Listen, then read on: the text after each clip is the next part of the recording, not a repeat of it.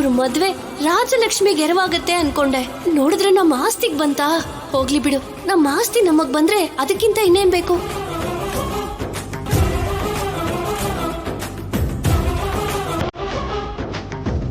ಹೋಗು. ನಿಂತ್ಕೊಳ್ಳೋ.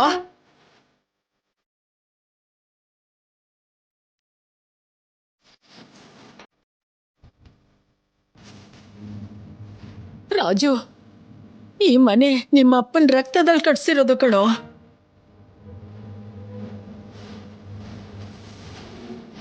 ನನ್ನ ಹೊಟ್ಟೆಲ್ ಹುಟ್ಟಿರೋ ನೀವು ಮೂವರು ಜೀವನ ಪೂರ್ತಿ ಜೊತೆಯಾಗಿ ಈ ಮನೇಲಿ ಇರ್ತೀರಾ ಅಂತ ನಿಮ್ಮ ಅಪ್ಪನ ಕನಸು ಕಣೋ.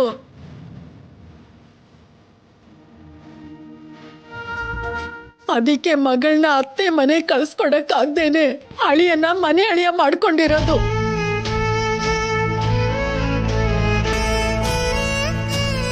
ಅಂಥದ್ರಲ್ಲಿ ಇವಾಗ ನನ್ನ ಕಣ್ಮುಂದೆನೆ ಈ ಮನೆ ಗೋಡೆ ಕಟ್ತೀರಾ?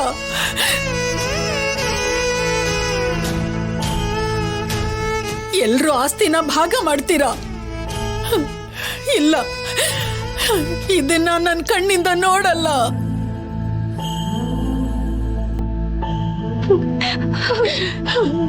ನಾನ್ ಸತ್ತ ಮೇಲೆ ಏನಾದ್ರೂ ಮಾಡ್ಕೊಳ್ಳಿ. ಅತ್ತೆ, ಅಮ್ಮ,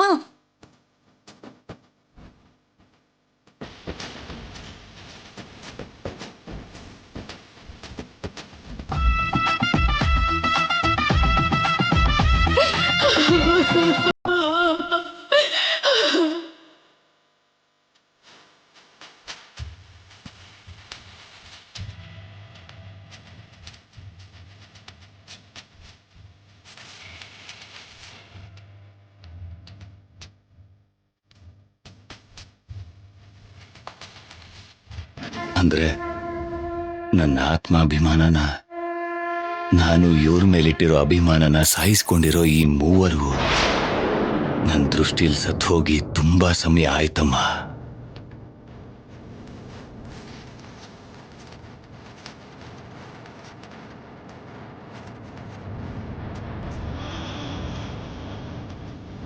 ಸತ್ತಿರೋ ಶವಗಳ ಜೊತೆ ಒಂದೇ ಮನೇಲಿ ಹೇಗಮ್ಮ ಬದುಕಕ್ಕಾಗತ್ತೆ?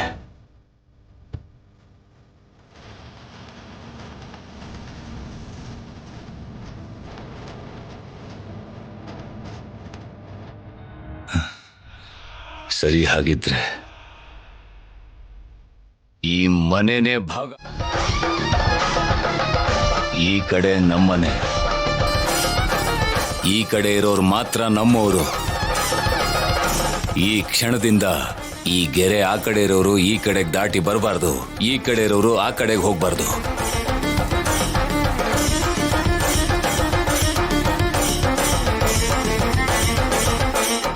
ಈ ಬಾಗ್ಲು ನಮ್ದು, ಆ ಬಾಗ್ಲು ಅವ್ರದು.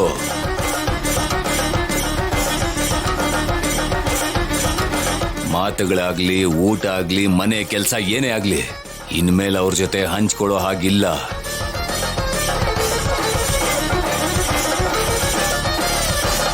ಯಾರಾದ್ರೂ ಈ ಗೆರೆ ದಾಟಿದ್ರೆ ಅದೇ ಕ್ಷಣ ನಾನು ಸತ್ತ ಹಾಗೇನೆ. ಅಯ್ಯೋ ದೇವ್ರೇ! ರಾಜು ಅಣ್ಣ,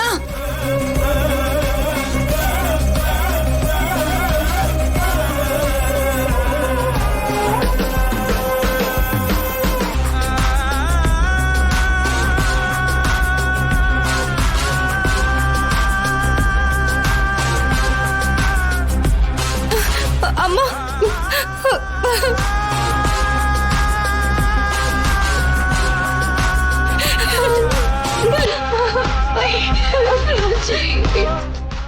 ರಾಜಿ,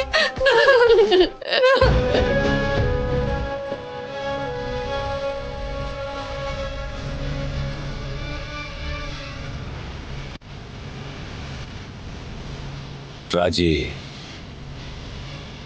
ಇನ್ಮೇಲಿಂದ ನಿನಗೆ ಅಮ್ಮ ಅಪ್ಪ ಎರಡೂ ನಾನೇ. ಅಪ್ಪ, ನಡಿ. ಅಮ್ಮ, ರಾಜ, ಬೇಡಮ್ಮ, ಅಮ್ಮ, ರಾಜ.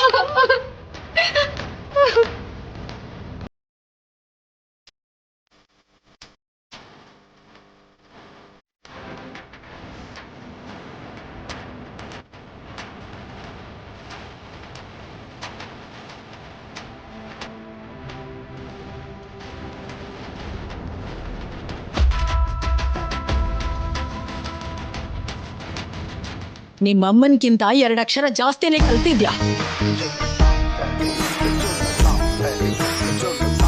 ನಿಮ್ಮಮ್ಮನ್ಗಿಂತ ಜಾಸ್ತಿನೇ ನೋವು ಕೊಟ್ಟಿದ್ಯಾ. ನನ್ ಮಗ ಹೇಳ್ದ ಹಾಗೆ ನೀವೆಲ್ರೂ ಇದ್ದನೋ ಇಲ್ದಂಗೆ.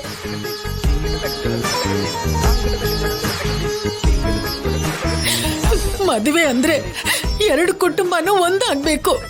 ಆದ್ರೆ ನೀನ್ ಮಾಡ್ಕೊಂಡಿರೋ ಈ ಮದುವೆ